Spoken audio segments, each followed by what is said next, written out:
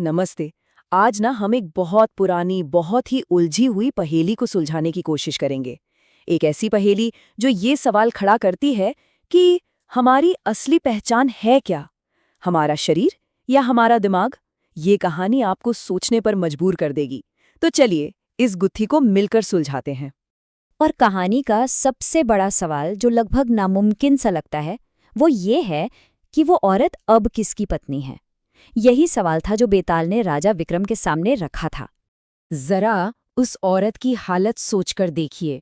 एक चमत्कार होता तो है, पर एक बहुत बड़ी भयानक गलती के साथ।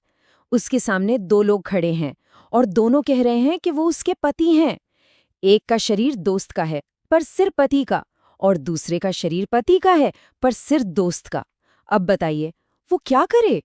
तो देखिए, ये पहेली जितनी सीधी दिखती है उतनी है नहीं। ये सिर्फ एक सवाल नहीं है, ये तो तर्क, पहचान और भावनाओं का एक ऐसा जाल है जिसमें कोई भी उलझ जाए। और ये समझने के लिए कि आखिर ये सब हुआ कैसे, कहानी इस अजीब मोड़ पर पहुंची कैसे, हमें चलना होगा कहानी की बिल्कुल शुरुआत में। तो चलिए, इस केस को सुलझाने के लिए एक एक करके सारे सुराग जोड़ते हैं। हमें कहानी को शुरू से समझना होगा, तभी जाकर ये गुत्थी सुलझेगी।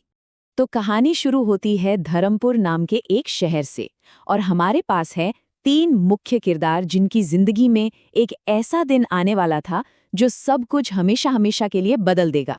और यहीं से, बस यहीं से इस पूरी कहानी की शुरुआत होती है। रणदीप नाम का एक नौजवान है जो एक लड़की को देखता है और बस पहली ही नज़र में उसे दिल दे बैठता है। वो उसे पाने के लिए इतना बेताब हो जाता है कि एक ऐसा कदम उठा लेता है जो आगे चलकर एक बहुत बड़ी, बहुत ही भयानक ट्रेजेडी की वजह बनता है। और ये कोई छोटा मोटा वादा नहीं था, ये एक जुनून था, एक ऐसी मन्नत जिसमें उसने सब कुछ दांव पर लगा दिया। रणदीप उस लड़की को पाने के लिए इतना बेकरार था कि उसने अपनी सबसे कीमती चीज, हाँ, अपना सिर, देवी को चढ़ाने का वादा कर दिया। और पता है क्या? देवी ने उसकी सुन भी ली। रणदीप की शादी उसी लड़की से हो गई जिससे वो प्यार करता था। कुछ वक्त के लिए तो लगा कि सब कुछ ठीक हो गया है, जिंदगी पटरी पर आ गई है, लेकिन वो मन्नत, वो वादा अभी भी अधूरा था।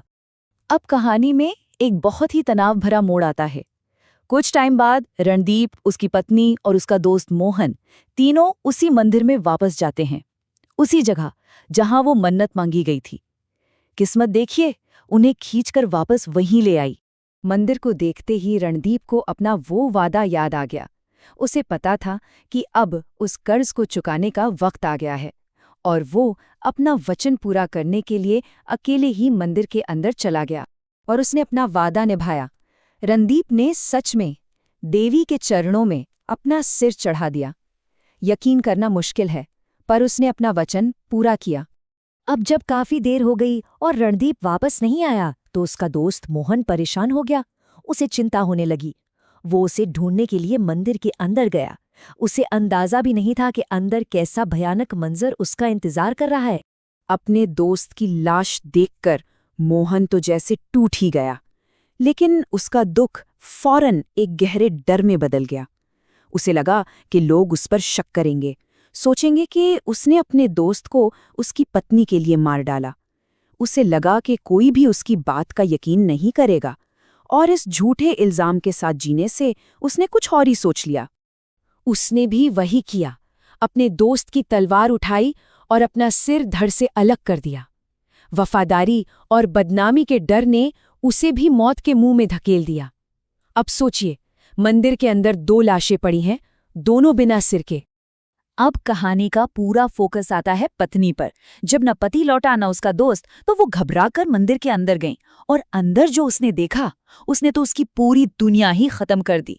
अपने पति और उसके दोस्त दोनों की लाशें देखकर वो बिल्कुल अकेली पड़ गई, पूरी तरह से टूट गई। और उस गहरी निराशा में उसने उसी देवी से प्रार्थना की जिसने ये सब शुरू किया था। वो गिड़गिड़ाने लगी, उन्हें वापस जिंदा करने की भीख मांगने लगी। और देवी ने उसकी प्रार्थना सुन ली। वो प्रकट हुई और एक बहुत ही सीधा सा रास्ता बताया। उन्होंने कहा, सिरों को वापस सही शरीर पर रख दो, मैं उनमें जान फूंक दूंगी। सुनने में तो ये बहुत आसान लग रहा था, है ना? लेकिन यहीं पर कहानी में सबसे बड़ा ट्विस्ट आता है। वो औरत उस वक्त दुख में थी, सदमे में थी और बहुत घबराई हुई थी।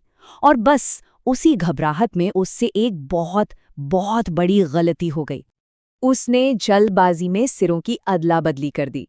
पति का सिर दोस्त के शरीर पर रख दिया और दोस्त का सिर पति के शरीर पर। देवी ने तो अपना वादा पूरा किया, दोनों को जिंदा कर दिया।